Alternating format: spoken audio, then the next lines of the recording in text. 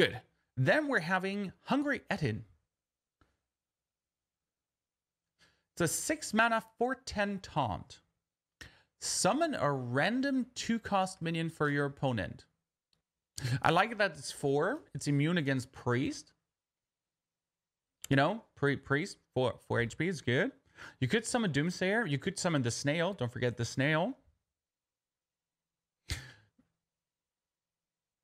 I don't think the Doomsayer danger is so dangerous that it kills the card away.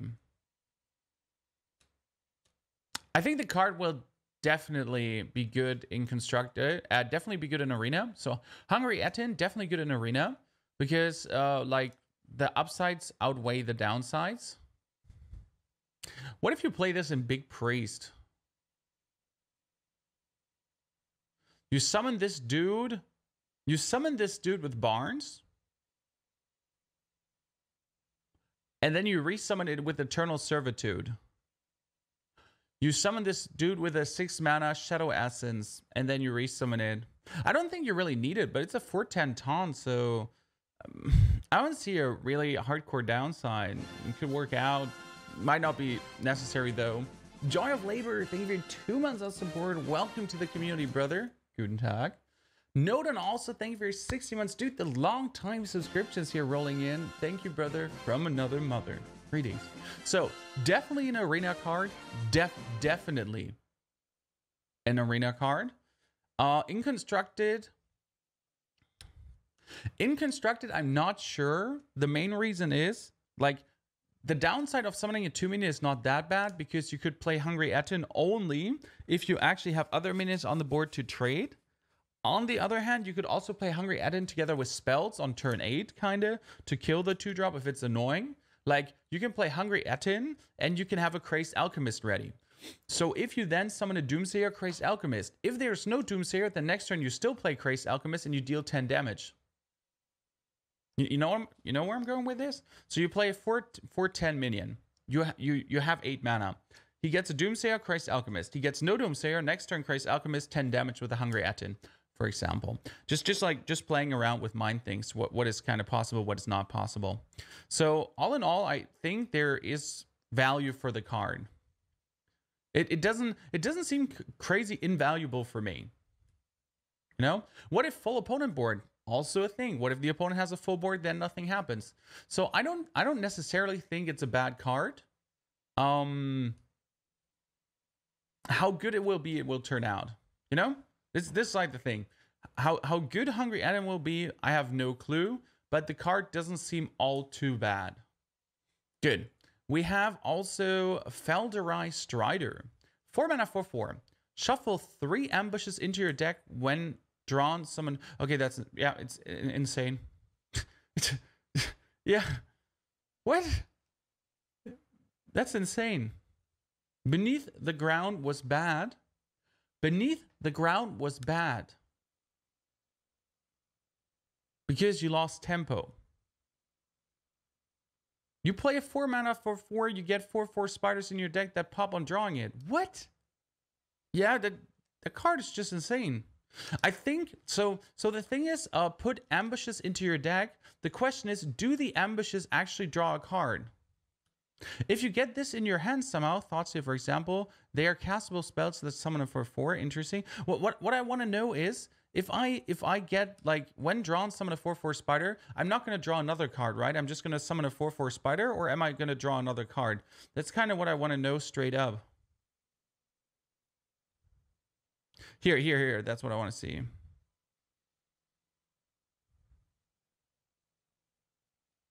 Ah, okay. You draw a card. Yep, it's insane. It's insane. It's insane. It's insane. Yeah, this card is this is dumb. This is what I'm talking about right now. When it came, oh god, I closed the card accidentally. I closed the card accidentally. This is what I'm talking about when I mean some cards might just be too strong. This is too strong. There's no, this is a card that has no downside.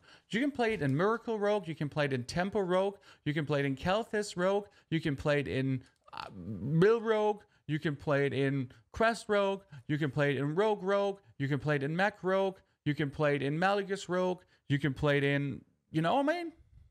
Yeah, sorry. I don't see like, I see no downside of that. So all in all, yeah, Elemental Rogue, I don't see a single downside of this card. It just allows you to instantly draw a 4/4 minion that goes on the board.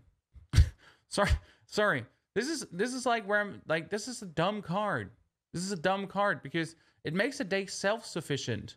As soon as you play the Felderai Strider, it can only get better. It can't get worse. you know what I mean? So as soon as you play that card, it can only get better, not worse.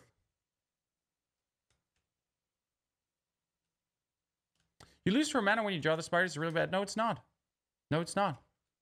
You play this on turn 4. So on turn 5, if this card triggers, you would lose. You had 1 mana left. 1 mana left is enough to play the Pirates, to play Patches, to play Coldblood, to do some Shadow Step moves with certain cards that are out. On turn 6, you would lose 4 mana, maybe for the summoning of the 4/4 Spider. You would have 2 mana left. You can do a lot with 2 mana on Rogue. You can do 3, EDC, EDC, EDC, EDC.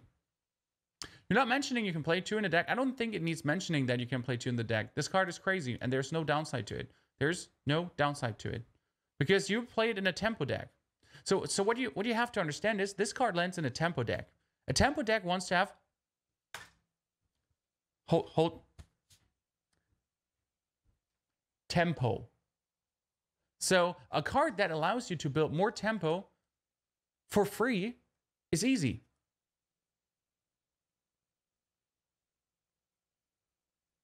And I don't think you actually lose the mana. So I don't know what you're talking about, guys. So I don't think you lose the mana. The 4 mana here, wait. The 4 mana that's on this card here is only there in case you is only there in case you thought steal it. That's what I, you know. That's what you, I think, understanding wrong. I don't know if we have this in any way.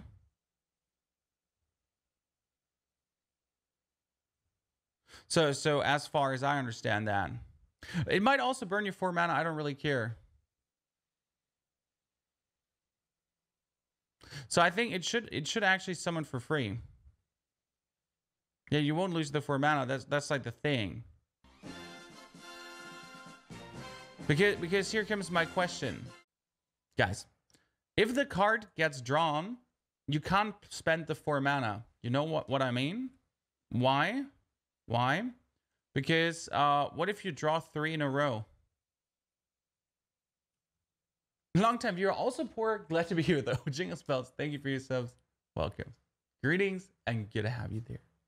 So there's again no downside. There's no downside to Felderai Strider. It's a crazy card, and I'm not amused. I am not amused. I do not like it. So I think it's crazy good. Then we have a Void Lord. We have a demon. Guys, can I... A demon that has no discard. Thank you. Thank you. Thank you, Blizzard. Thank you, guys. Guys, come on. Come on. A Warlock card that doesn't have discard. Void Lord. 9 mana, 3/9 taunt. Good. Death Rattle. Summon 3/1/3 demons with taunt. Can keep you alive. I don't think it's bad. It's a 6/18 in total. 6/18 in total. And the Void Lord alone, like, you know, alone, 1 Void Lord and your Death Knight are enough for the Death Knight. So how many demons do you usually play? How many demons do you usually play? You might have the 1-drop in, you might have the 6/6 in, so you might have the 4/5 in. You have like 3, 4, 5 demons tops in. So don't get the crazy summon. I think having 1 Void Lord in the deck doesn't sound all too bad. It's awful that it makes Blood River go down weak. No, I think it actually makes it strong because you still have enough. You know, you have 2 Despicables and you have two of the Dread Infernals. That's 4 demons. Plus Void Lord, you get more demons. I don't know. Don't see it that big of a downside, it can keep you alive. I think it's more an arena card than a constructed card, because I don't think you need it with Blood Reaver Gul'dan. Yeah, you don't always get all the demons out anyways. I think one Void Lord, let's say in a Highlander deck, yes. In a deck where you play 2 of each, no. So I see this card only possible in a Highlander deck, like Kazakh's style. In any other deck, I don't think it will be useful. Because there are better options to put 2 cards in a deck and just drop this spot here. Arena card and Highlander card is pretty much the only thing I see here. Yeah. Because in Highlander decks, you always have 1 spots for all those things and stuff. Not impossible. I know, guys, it costs 9 mana. It's nice to write 9 mana ... It stands here, you know, it stands here. It's not like you can miss that pretty easy. But you get to think about what is all in all possible with a card like this. It's too easy to discard it because it's a 9 mana 3/9. It's shitty. It's too easy to discard that, you know. It's, for me, a possible Cruel deck or Gul'dan deck. You know, you play Void Lord in a Cruel deck. You play 9 mana Cruel. Yes, 9 mana Cruel. And then you summon Void Lord for free. Sorry, boys. I don't see a downside. It's just about how you play a card, not how much a card costs. See the opportunities, seize the opportunities, play the opportunities. I'd rather have a Void Lord being pulled out of my hand than Jiraxis. You know? Let's say you play Cruel, and usually you pull a 3/15 Jiraxis out of your hand. But what if you pull a Void Lord out of your hand? Isn't that way better? Yes, I think so. So this card is definitely not crazy. This card is definitely not, oh my god, insane or unbalanced. But it will be a nice way to play. It can keep you alive really nicely. And it can also buy you the time you need, because this is where it comes. You play it together with a Death Knight. Your Death Knight heals you for 3 every turn. But you can take face damage and die. But what if you can play a 3/9 minion that summons 3 1/3 taunters that essentially buy you 4 to 5 turns to actually stay alive? 4 to 5 turns is 12 to 15 HP with your Warlock. So that's how you have to kind of put it together. All in all. And how you can make a card like this work. Why it might be good or not. As a potential value. You could also Barnes it, but unlikely. You could Bane of Doom it, you know? You can Bane of Doom it.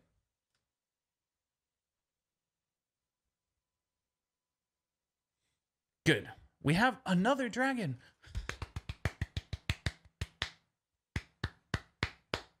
A 4 mana 5/6 with chest. Give your opponents 2 coins. Hoarding Dragon. It's a good arena card. What? Are you drunk? Nah. I mean, it depends on when you play it. Depends on when you play it. The later you play it, the less useful the 2 coins get. I don't like the effect. All in all, give your opponent 2 coins.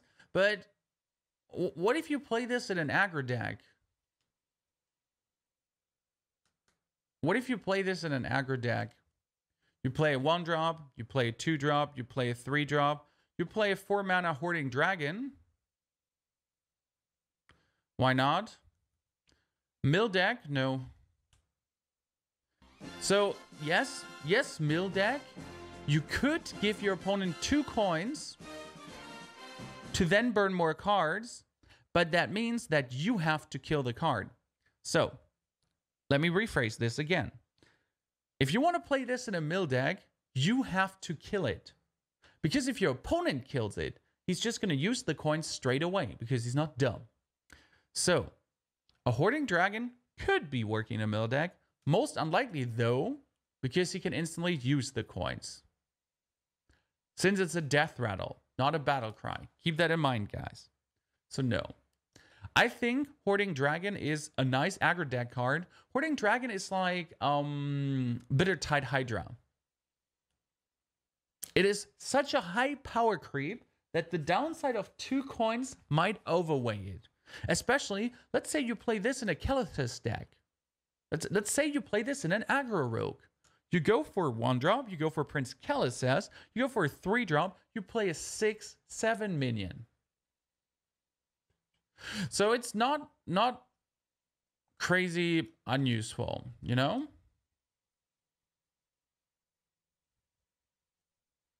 I kind of like the basic idea about it. So the downside might the downside might get overweight by the stats and the upside. You know? Naturalize this. Well, if you naturalize it, it would definitely be useful. You get like you get some cards, you get some stuff, but yeah. You can play it in Silence Dragon Priest. I think you're trying to go too much. I think it's just a tempo deck. It's just a plain tempo card. And it's an arena card. Like in arena, I would pick this card. And I would slam it out on turn 4. I would also slam it out on turn 10 without thinking about, yeah, what is he gonna do with 2 coins? It's not gonna be so bad. You know? Marty, thank you for your 3 months off support. Welcome back. Good to have you there. Thank you for the 10 subscribers already, my friends. Greetings and welcome back. So Hoarding Dragon has, I think, a more of an upside than a downside. Definitely arena, probably aggro decks. Probably aggro decks. What if you play this in a hand buff Paladin? Hand buff Paladin. Turn 2, you play this beautiful dude that gives everyone +1/+1. Then you play the card from your hand, gives everyone +1/+1. You're gonna play a freaking 7/8 dragon for 4 mana. 7/8 dragon for 4 mana. So they are potentially plays you can go for. Tempo Druid. Tempo Druid. Why not? I would shit on those 2 coins, to be honest. I don't see a downside. Guys, yes, you can naturalize this. And then your opponent gets 4 hand cards, and 2 of those hand cards are coins. This is not a good mill card. I know you all want to play mill decks. I really know you want to play mill decks. And you want certain cards, and you want mill decks to be good. But this is not a mill deck card. This is the antithesis of mill deck cards. Good. We have a new priest card too, and I really wanted to know what this is because it looked beautiful. It said Psychic Scream. Shuffle all minions into your opponent. What? Shuffle all minions. What? Also my own. I think it's good. No, this is good. This is good. I mean, let's assume your opponent has 4 to 5 minutes on the board. Let's assume your opponent has 4 to 5 minutes on the board. Then your board is most likely empty. Your board is most likely empty. So you just punch all the cards back into his deck. You don't punch him to his hand, you punch them into his deck. Yeah. It's a 7 mana board clear that might postpone only stuff. But if you kill 12, 13, 14, 15 mana for it, why not? Yeah. The really good part is, and this is what actually Storm Chaser brings up here, it avoids Death Rattles and Divine Shields. It's not bad. It's not bad. I think you can put 1 into your deck. To be fair, I think you can put 1 into your deck, and it wouldn't be a big of a downside. Highlander Priest still, it just allows you to stay alive longer. Yeah, living mana. Beautiful. Beautiful point there. Just living mana this. Go crazy. And maybe make some bad ones in his deck so he has to draw. No, I don't. So my first thought was, what if I have a lot of bad minions in my deck? I might give him bad minions. Okay, guys. So it might give my opponent bad minions, but no. You literally rather just clear the board. I mean, he has a 5/5 minion out, he has a 6/6 minion out, he has a 7/7 minion out. That's 18 mana. You can clear for 7. And you can potentially play a Doomsayer. Psychic Stream Doomsayer. It's like Equality Concentrate Doomsayer. It's like Flamestrike Doomsayer. It's like Frost Nova Doomsayer. You know? It's like an opportunity to clear the board, to buy a turn, and to then next turn dominate the board and play for the win. So there's like a multitude of opportunities to actually use Psychic Stream. The longer I look at it, the more I think Psychic Stream is a really good card. Yes. The more I look at it, I think Psychic Stream is going to be good. Definitely one copy ends up in a deck. Definitely allows you to play more of Control Priest. And this is what Priest was missing. Priest had Dragonfire Potion, guys. Dragonfire Potion is leaving in April. Dragonfire Potion is leaving in April. So you actually get a Psychic Stream, which is a card that replaces Dragonfire Potion for 1 more mana. But on top of that, you have Duskbringer, who's a 4 mana card that deals 3 damage to everyone to bring you to Psychic Scream, and then actually allow you to clear a whole board, not only 5 HP less, 5 HP and less, like whatever you want to clear. That makes it really good. Yep. I think Priest is going to be tier 1. Like, Priest is right now already good. But I think next expansion, Priest seems to be going tier 1 for me. Mean Streets, okay guys, in April 2018, all 2016 expansions and adventures will rotate out. Okay?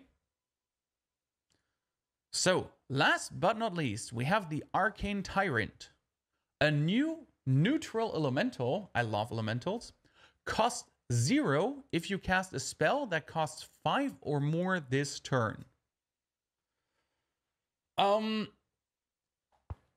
Have we talked about our Lord and Savior, Arcane Artificer with explosive runes into Mage Crazy deck, right? We're talking here about Elemental Tempo Mage. We're talking about Elemental Tempo Mage. Exactly. You play your beautiful whatever spell, 6 mana Meteor. Clear the opponent's board, 2 Arcane Tyrants for free. You discover on turn, okay, on turn 4 you play an Elemental. On turn 5, Servant of Calamus. Discover Arcane Tyrant. Turn 6 or 7, Firelance Portal or Meteor, boom, Arcane Tyrant. You might have another Arcane Tyrant in hand. And then your opponent's like, so you can get multiple Arcane Tyrants, 4 in total actually in one deck. You can go crazy with them. You can, you know, you can go mage crazy anyway with explosive runes. So I'm going for a secret elemental tempo mage. And then Priest plays Psychic Stream. Well, you gotta do this before turn 7, I guess, or hope he doesn't have it, right? Or you have to play a counterspell too. Do you play Jaina with this? I have no clue, dude. I have just made this deck up in my mind. Guys, I just made this deck up in my mind. I don't know what cards you add to this, if a Jaina would be good or not. We'll see what we can do with this. But Arcane Tyrant is definitely useful in a multitude of decks. Actually, Arcane Tyrant is good in every deck that has 5 or more mana spells. It's not even an elemental deck card. It's a 5 mana for 4. That's not bad. And there are so many cards. There are so many cards that activate it. Holy Nova, Arcane Tyrant. Dragonfire Potion, Arcane Tyrant. Psychic Stream, Arcane Tyrant. Twisting Nether, Arcane Tyrant.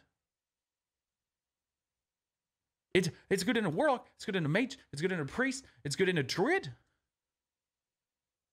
You know, guys, you play this in a Druid. And you play Ultimate Infestation. You draw 5 cards.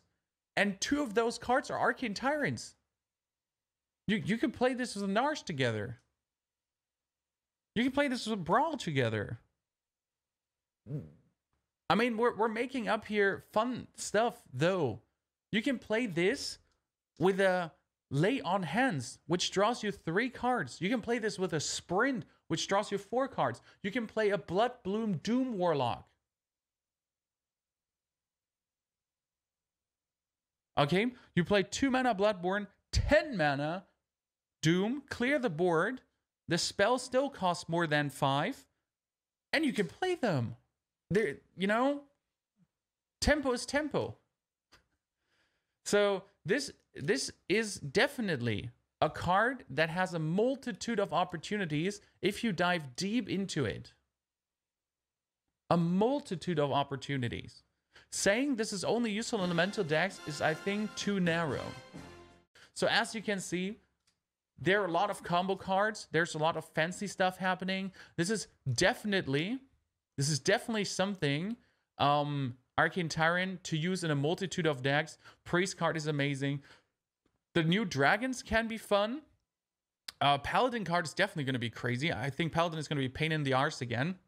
Paladin was always pain in the arse, but now it's going to be double, triple pain in the arse again. I'm just worried that some, like that Rogue might be getting too strong. So Rogue has always been like on the edge of being like, Rogue has two ways, too weak or broken. Okay? I fear a bit with the new Rogue cards, there's a multitude of new Rogue cards, that Rogue instantly goes from too weak to broken again, or from broken to even more broken. We had Quest Rogue. We now have currently the Keloseth Rogue, which is extremely strong and broken, yes. So we used to have Miracle Rogue, broken. We used to have Tomb Pillagers, broken. We used to have the good old Miracle Rogue with triple, quadruple Leroy, broken. So, yeah. I fear Blizzard has some real problems with rogues. But I'm just, what I'm trying to see is, how can we have fun? How can we have fun with Hearthstone? What decks can we build, meme, good, competitive or not, that might work out with certain combinations? And that's why I hate when someone says, this card is bad. Yes, obviously Void Lord is not the best card in the world. But I can tell you 3 decks already where you can play him and maybe have some fun with it. Who cares if a card is good or bad? Can you have a good time with it? Can you build a meme deck? Can you make it work? And then your opponent is like, who plays Void Lord in 2018? And you're going to be like, you understand? That's like what you're going to do. He's going to be like, fucking King Talkwaggle? Who plays Talkwaggle? And you're just going to be sitting there and peeing yourself. Snowman, thank you for the 8 beautiful months. And Sonics, thank you for your 3rd month of support. And welcome back to the community, good sir. I'll be doing good. I'll be doing fine. Thank you for your support. And that's the huge difference. You know? That's what I like to do. I like to see the fun potential in cards and then have fun with them. So all in all, again, my assessment of the expansion so far, I will pre-order. I will play the Catacombs. And I will build you guys decks you can enjoy this expansion with. As a promise here. Because I can't leave you to all the Salt Lords out there. There gotta be, you know, I gotta bring some fun out there. Shimuli, good to see you, my friend. Wonderful, good pleasure. So, that's something we will definitely do. The new cards make me partially excited, partially anxious that they're breaking it again. But I can tell you already one thing, guys. I do think, already from the cards I have seen, there will be a handful of broken decks incoming. One will be a druid, one will be a druid, one will be a priest, one will be a mage. I think there will be 3 broken decks. I can't assess how good Paladin will be, but I think we're going to have a broken mage. We're going to have a broken druid. We're going to have a broken priest. Potentially a broken rogue too. So those are kind of be 4 really hardcore classes from what cards I've seen so far. I think there will be some annoying, some good decks, some decent decks, but 4 really broken decks that I'm already like sensing from the cards I've seen. That make me a bit anxious because it might be that they will rule the meta. And if you then don't play a certain kind of deck, you might not be having some fun there. But that's only an assessment from what I have seen. You know? No love for Warrior again. I think Warrior will get a good deck, but not a broken deck. Okay? Hunter will also get a good deck, but not a broken deck. So I'm a bit anxious. But all in all, we're gonna have a good time. We're gonna have a good time. I think it might be, this expansion is Blizzard's good chance to appeal to a lot of people. I think the upgrade mechanic is definitely something that will appeal to a lot of people. Catacombs is something that will appeal to a lot of people. But this expansion will kind of show how 2018 for Hearthstone will be. Is it going to be a bumpy thing? Is it really going to lose a lot of players or not? So,